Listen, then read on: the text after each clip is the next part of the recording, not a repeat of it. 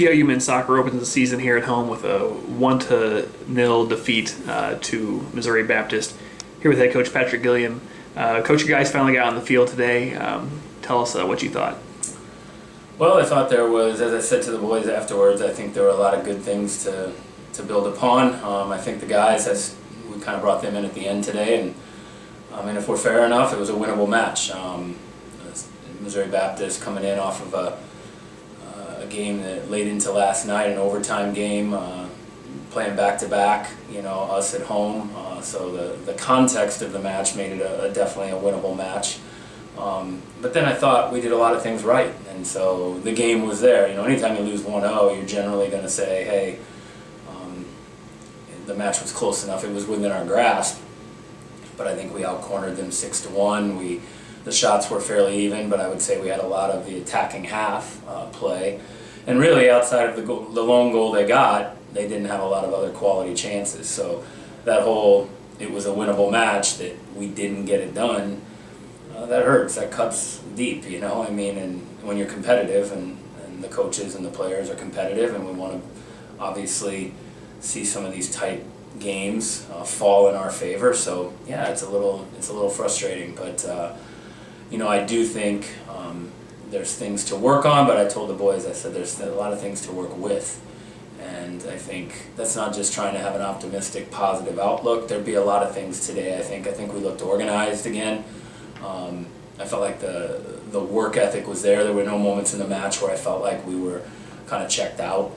I thought we played, I'd have to look at the stat sheet, but I bet we played 18, 19 players, so we played deep into the bench. So you look at our depth, you look at our work ethic, you look at the fact we fought for the full 90 minutes. We did create some chances, and that we're organized, and defensively we're not bleeding goals or anything. I think there's a lot to work with. Like I said, that's probably my best response, Greg, would be just that I see a lot to work with. And we're still dealing with some injuries and people coming back to us, and so we got hit a little hard with some people out today on the attacking end of the field too. And so, anytime you lose a game, and especially lose 1-0, you would love to have your full arsenal of attacking players. So I think hopefully we'll get some of those guys back very soon.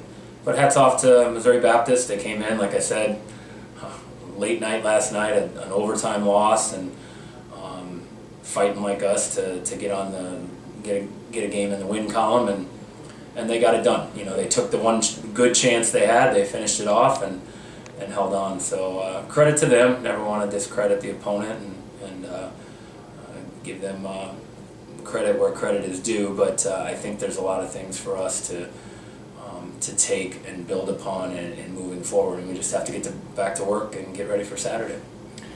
Despite playing a really solid first half, Spartans put away that first goal in the 41st minute, right before halftime. What do you tell your guys after playing well, like we said, in that first half, to kind of keep the momentum on your side as best you can? Yeah, I talked to him at halftime, and I talked about some things that we did that I thought we needed to fix, but they weren't things that led to the goal. The goal was really just kind of an unfortunate situation, and so they were things that I felt like could lead to goals. We were giving up a lot of defensive third fouls that I didn't think were necessary, and so I talked about that. I just said, this team's not breaking you down. I said, let's don't give them 5-6 free kicks and looks at goal, from 35 out. I said, now all of a sudden, there's your goal, and so I told them we had to be smarter there. We talked a little bit about our defensive shape and that, but I encouraged them right before we went back out for the half. I just said, hey, I said, you can't begin to think in your head, it's not going to happen, it's not going to happen. We've had this pressure, we've had the majority of the ball. We had a real good scoring chance with Brett Robinson in the first half, and here we sit down a goal, 1-0. I just challenged them right before they went back out to, hey, a lot of soccer left. You've played well, and you got to believe it's going to come. You don't even have to think about winning the game. You just think about drawing one back and getting even. And while that didn't happen for us, I felt like we did go out in the second half and create some chances and try to do what I encourage them to do. But yeah, when you're trying to to get over that, as they say, proverbial hump and start to see some of these really close games. I don't even want to think about the number of one-goal defeats we've had in the last few years. We know we're getting closer, Greg, and we know that we're competitive, and I don't think anybody who plays us would say when we play Trinity International it's going to be a walk in the park. They know we're going to come out, we're going to battle, we're going to compete. How do we get some of those games to fall into the win column? Sometimes it's just like they say, priming the pump. You just keep going and going and going, knowing that eventually the water's going to flow. And not to sound cliche there, but I think that's what we have to do. And that's kind of what I challenged them to do. I said, are you done because of that late goal in the first half, or are you going to take the 45 minutes in the second half and see if you can get the equalizer? And while it didn't come, I think, again, we got to see a lot of players, got to see a lot of things that we can build with, and as we get some other players back, hopefully our full arsenal of players, we'll start to see some of these matches go our way.